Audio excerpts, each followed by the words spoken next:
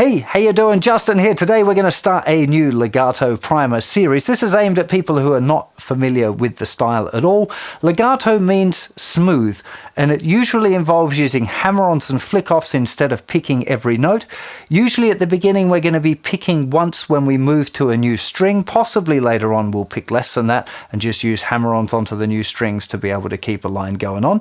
But we're going to start right with the very basics, and I'm going to assume that you're not familiar with playing like this, and potentially you've just learned pattern 1 of the 3-note per string major scale. If you haven't learned pattern 1 of the 3-note per string major scale, bit of a mouthful that, then you need to go and check that out. There'll be a link on the website for that. So you definitely want to learn that, spend a little bit of time playing it up and down, probably using a pick, and then come back and join us again for this lesson. So this is specifically about hammer-ons. Okay, this is really important. So hammer-ons is playing a note with the pick and then hammering a finger down really hard so that that note can be heard without being picked. I'm going to take you through this in loads of detail in the close-up now, but one thing I want to mention before we get going is that if it hurts, you want to stop and have a rest, okay? It should feel a bit sore, okay? A bit sore is fine because the muscles are going to be, especially if you're new to this kind of thing, the muscles are going to be like, hey, what are you trying to do to me?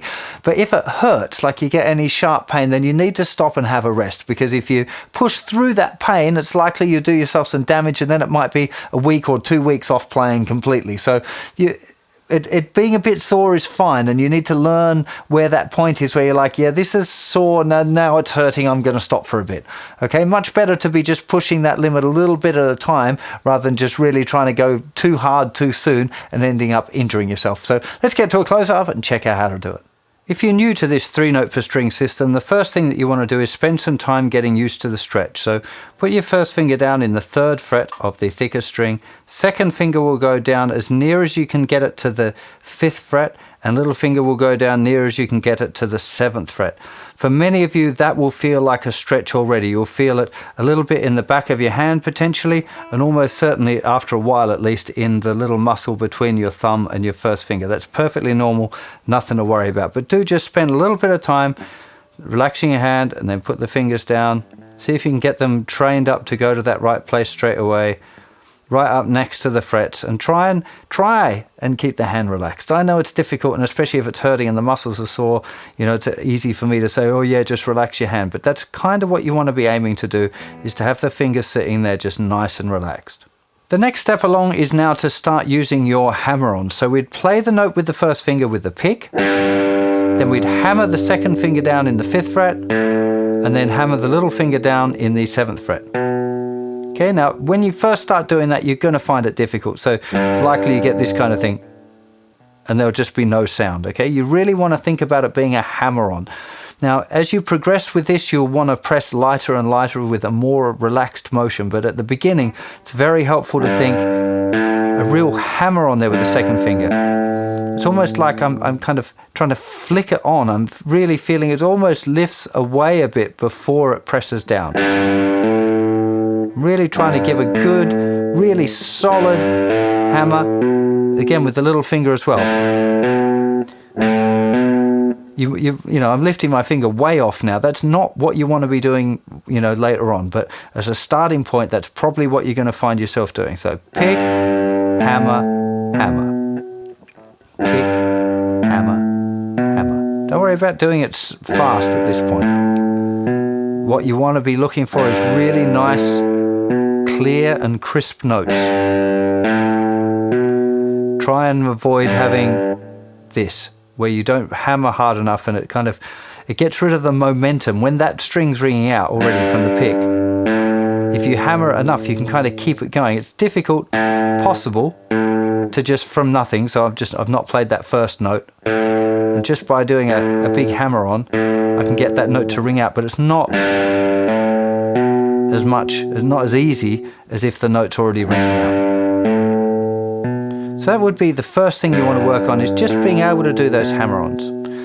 Really important to realize is the underneath of the first finger is muting all of the strings under the note being played. So the tip of the finger is playing just the 6th fret, but the underneath of the finger is resting on all of the other strings to mute them. This is particularly important if you're playing with high gain, and it's the kind of thing that you might not notice if you're playing unamplified. So I definitely recommend spending a bit of time amplified and with some high gain just to make sure that you're muting all of those strings really well. Notice that the finger is not parallel with the frets, especially when 2nd and 4th fingers are down as well. You can see that the first finger is quite at an angle there, and almost up the knuckle where it joins the palm is almost at the 4th fret.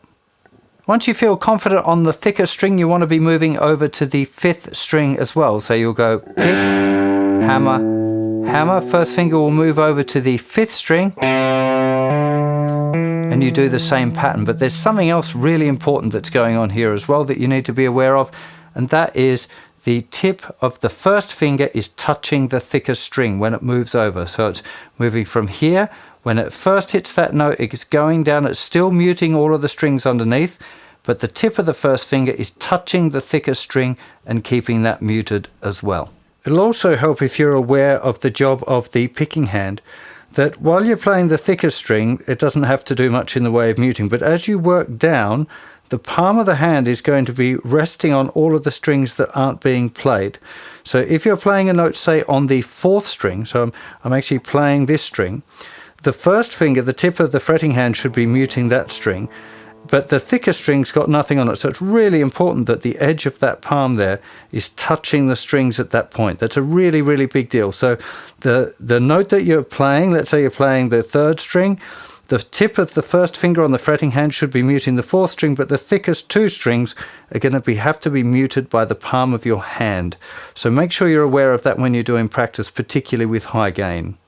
Once you're confident with that, you want to just repeat round those first 2 thicker strings. So just pick, hammer, hammer, pick, hammer, hammer. And repeat that around a few times. If your hand gets really sore, you can move on to the next 2 strings, because you might find that this stretch is kind of aggravating your hand a little bit and making it a bit too much like hard work. But just see if you can get used to this pick, hammer, hammer. Don't pick too hard. Don't rely on it being a really heavy pick, because ideally later on you want all of the notes to be quite even in volume. So if you get used to picking too hard, then it'll stop the evenness of the notes. When we move on to the 4th string, gets a little easier because the stretch is, that big stretch with the first finger is gone. So we're just playing the 4th fret, 5th fret, and 7th fret. Again, making sure the tip of the first finger is touching the 5th string. That's really important. Pick, hammer, hammer again. Same on the 3rd string, and again, tip of the first finger is muting that string, and of course it's still staying and muting the thinner strings as well, the 1st and 2nd string in this case. Now when we go on to the next string, you've got that choice as to whether you're using 1st finger, 3rd finger, 4th finger, or 1st finger, 2nd finger, 3rd finger. Okay, that's a decision that you have to make on the lesson that I've got on the different patterns. For this exercise, I'm going to be using the 3rd and 4th finger. Okay, so just take it really slowly and work your way through from the thicker string, then pick, hammer, hammer, pick, hammer, hammer, pick, hammer, hammer, pick, hammer, hammer, pick, hammer, hammer, pick, hammer, hammer. As soon as you're comfortable with that, I would recommend playing up and down the scale using only hammer-ons. So what I mean by that is putting your metronome on really slowly, like 60 beats a minute something, and just do pick, hammer, hammer, pick, hammer, hammer, all of the way up the scale.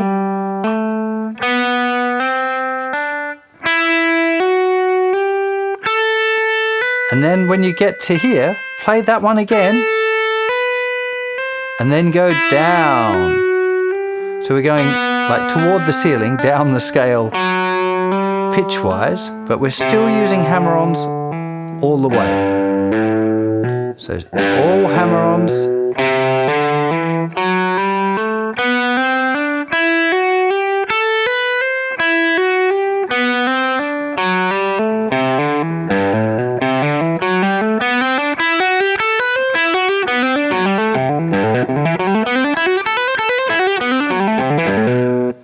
should point out here that on the thinner string, I quite often just play the thinner string once. So I work my way up and immediately back down again. And I just said to you that it's worth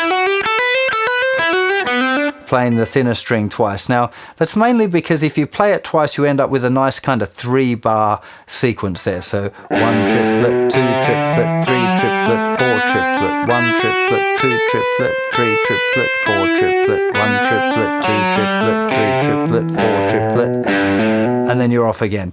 But if you just want to play it once, it's a little bit more musical as well. So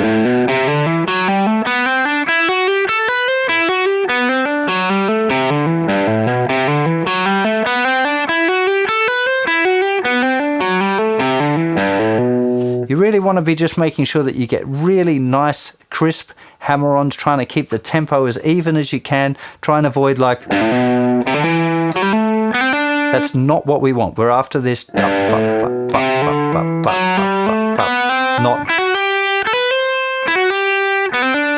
That's really, really what you don't want, okay? You want to try and keep the notes as even as you can.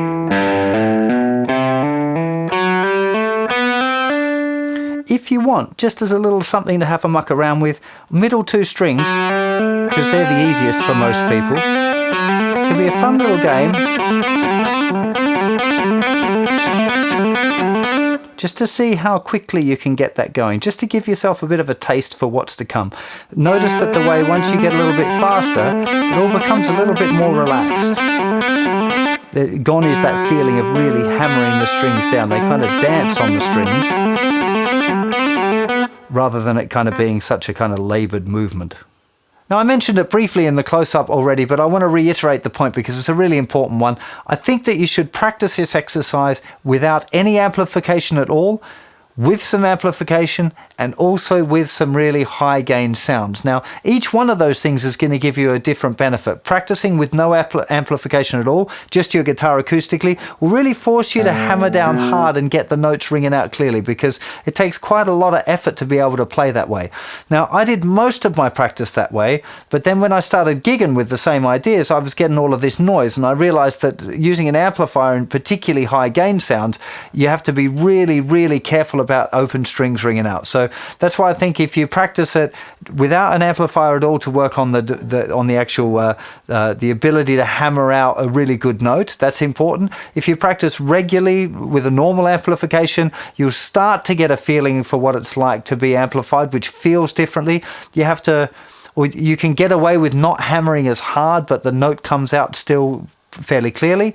But you should also have a go at really winding the distortion up a lot, so that any of the open strings that you aren't touching are going to ring out as well. It'll force you to really clean your playing up and force you to stay aware of the first finger muting the string that's above it and all of the strings that are underneath it, and the picking hand muting any of the strings that the fretting hand can't get to. I think this is a really important part of the deal.